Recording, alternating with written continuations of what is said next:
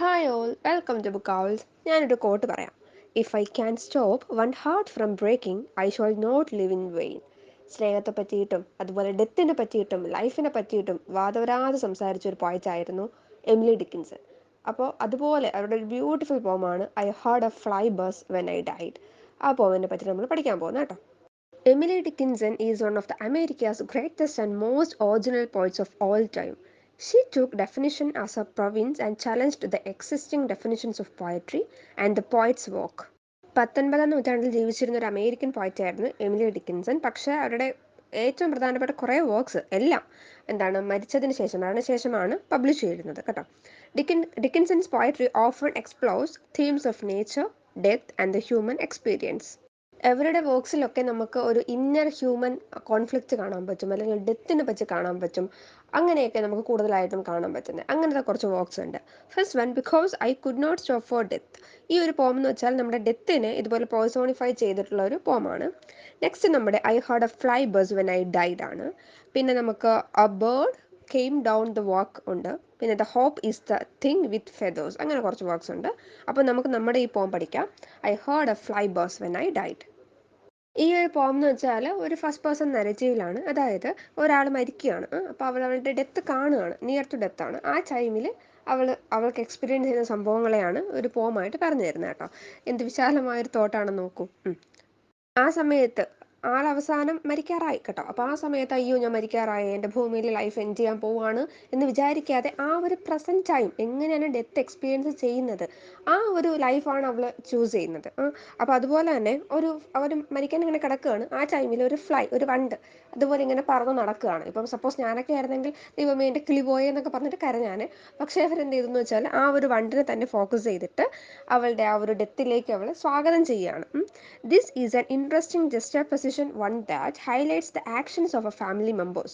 The poet also emphasizes the stillness of the room as everyone around her waits for death.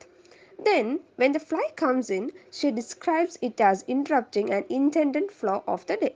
ഇതൊരു 4 stanza പോമാണ് കേട്ടോ. And it is separated in two sets of 4 lines known as quatrains. നമുക്കിന്ന് stanza vice ആയിട്ട് അത് പഠിക്കാം. I heard a fly buzz when I died. The stillness in the room was like the stillness in the air between the heavens of storm. അപ്പോൾ മനസ്സിലായല്ലോ, അതായത് അവരൊരു fly bus കേൾക്കുകയാണ്. അപ്പോൾ ആ ഒരു ടൈമിൽ അവർ മരിച്ചുകൊണ്ടേ ഇരിക്കുകയാണല്ലോ. അപ്പോൾ കൂടെ കുറേ റിലേറ്റീവ്സ് ഒക്കെ ഉണ്ട്. അപ്പോൾ ഭയങ്കര സ്റ്റില്ലാണ്. അതായത് എല്ലാവരും അവളുടെ ആ ഒരു മരണത്തെ വെയിറ്റ് ചെയ്തിരിക്കുന്ന പോലെയാണ്. Okay, the stillness in the room was like the stillness in the air between the heaves of storm. കൊടുങ്കാറ്റിന് മുന്നേ ഉള്ള ശാന്തത എന്നൊക്കെ പറയില്ലേ, അതേ ഒരു ഫീലായിരുന്നു അവിടെ ഉണ്ടായിരുന്നത്. അത്രേ ഉള്ളൂ. ഇനി നമുക്ക് സെക്കൻഡ് സ്റ്റാൻസ നോക്കാം. The eyes around had wrung them dry, and the breaths were gathering for that last onset, when the king be witnessed in the room. In the second stanza, the speaker shifts her focus on the fly as contrasted with the stillness of the room, and she begins to describe the people she sees around her. അതായത് ഭയങ്കര ശാന്തമാണ്. അതിലൊരാൾ മരിക്കാൻ കിടക്കുകയാണ്. അപ്പോൾ ചുറ്റുമുള്ളവരൊക്കെ ഭയങ്കര നിശ്ചലമായിട്ട് അവളെ തന്നെ observe ചെയ്യുകയാണ്. The same time she is observing ആ ഫ്ലൈ ബസ്. ഓക്കെ, അതിനെ ഇതുപോലെ നോക്കുകയാണ്, അതെന്താണ് ചെയ്യുന്നതെന്നൊക്കെ ചോദിക്കുകയാണ്. എന്നിട്ട് അവൾ കാണുന്ന ആൾക്കാരെ ഡിസ്ക്രൈബ് ചെയ്യുകയാണ്.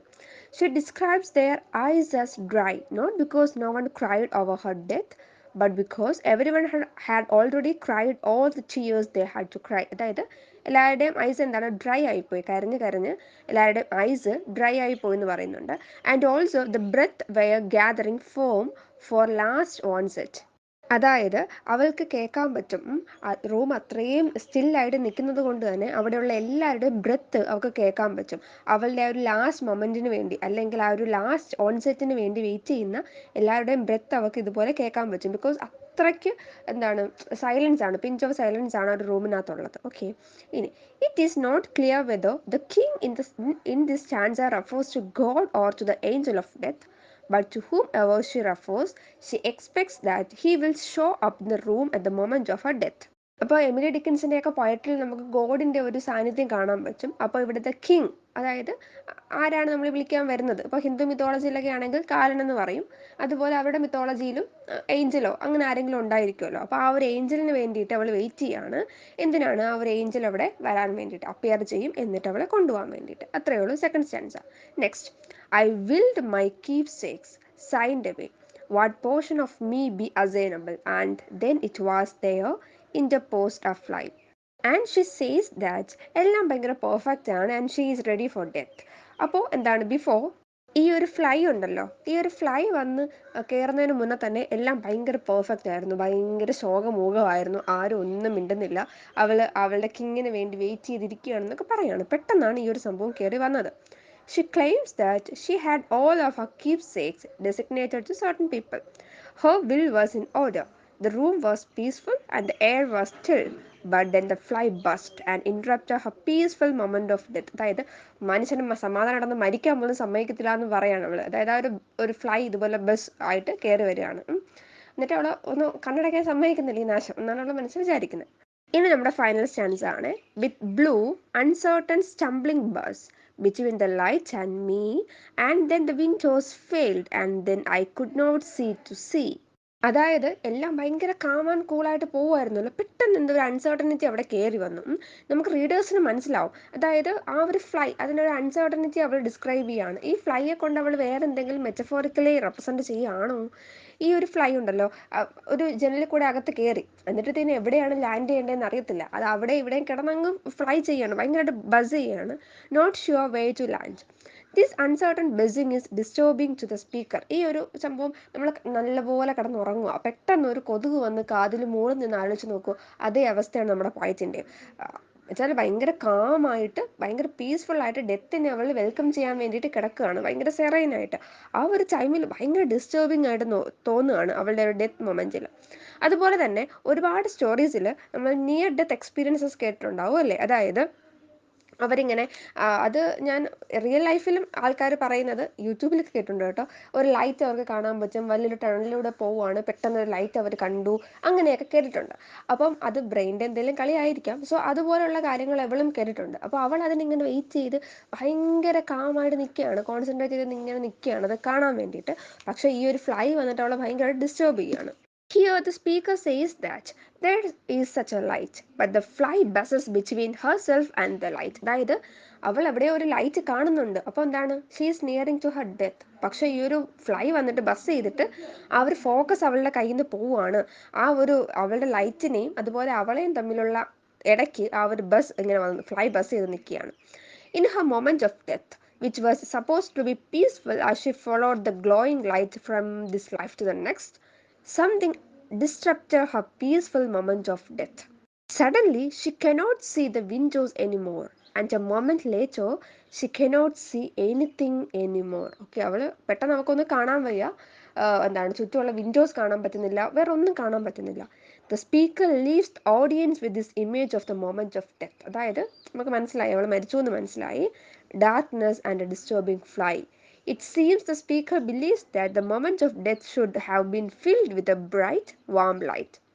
She should have been surrounded by people who loved her in the peacefulness of her room. But alas, the fly ruined it all, and the speaker leaves her audience to understand that in her death, she heard the buzzing of a fly, experienced darkness, and had a feeling of uncertainty. അത്രയും ഭയങ്കര calm and peaceful ആയിട്ട് മരിക്കാൻ നേരത്ത് ഭയങ്കര uncertain ആയിട്ട് ഈ ഒരു bus അല്ലെങ്കിൽ ആ ഒരു ഫ്ലൈയുടെ ബസ് കയറി വന്നു. ഓക്കെ, ഇനി everyone in the room with the dead speaker seemed sad but peaceful. The dead woman alone felt a sense of uncertainty, and this is revealed by the buzzing of the uncertain fly who came and disrupted her peace. അപ്പോൾ അതായത് ഇവൾക്ക് ഉള്ളിൽ ഒരു uncertainty ഉണ്ടായിരുന്നു, അതിനെയാണ് ഈ ഒരു ഫ്ലൈയുടെ ബസ്സുമായിട്ട് അല്ലെങ്കിൽ ആ ഡിസ്റ്റർബൻസുമായിട്ട് നമ്മുടെ പോയറ്റ് കമ്പയർ ചെയ്യുന്നത്.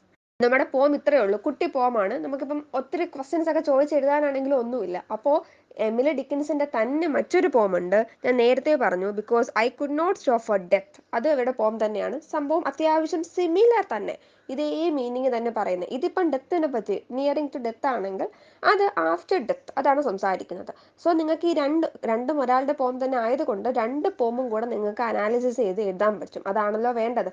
നിങ്ങളുടേതായ ഇൻ്റർപ്രിട്ടേഷൻസും ഒക്കെ കൊടുക്കാൻ പറ്റും. ജസ്റ്റ് ഈ ഒരു പോമിൻ്റെ തീം അല്ലെങ്കിൽ ആ ഒരു സമ്മറി മാത്രം എഴുതി വെച്ചിട്ട് കാര്യമില്ല.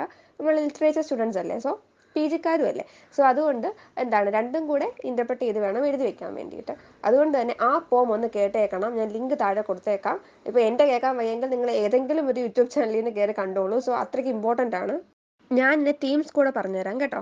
First one, the mystery of death. അത് നമുക്ക് എല്ലാ പോംസിലും കാണാൻ പറ്റും. എമിലി ഡിക്കിൻസൻ്റെ മോസ്റ്റ് ഓഫ് ദ പോംസിലും ഈ ഒരു തീം കാണാൻ പറ്റും, ദ മിസ്റ്ററി ഓഫ് ഡെത്ത് എന്ന് പറയുന്നത് കേട്ടോ.